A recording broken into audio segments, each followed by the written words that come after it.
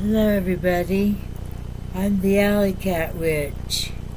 Please forgive my appearance on my first video. I just got a cataract removed this morning. I don't get the other one done until the 19th. But I can't wait. I'm chomping at the bit to start my channel, the Alley Cat Witch. What I mean by that is I don't say any particular path that I follow, because I don't follow any particular path except my own. I am a practitioner and I have my own path. I've studied for years, read, practiced, experienced, and I am just a witch. And I'm going to be sharing a variety of things, all kinds of things.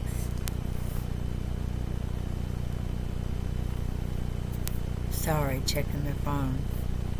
All kinds of things and ways of doing things.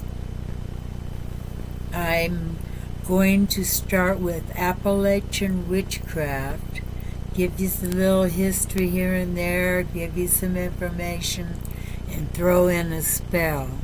Now, I don't recommend doing spells verbatim out of a book. Read all about it, and use it to create your own. It'll be much more powerful. But you can use the spell and as a basis. It'll probably have herbs and the like, and you can pick your own to create what you want to create, what you want to say,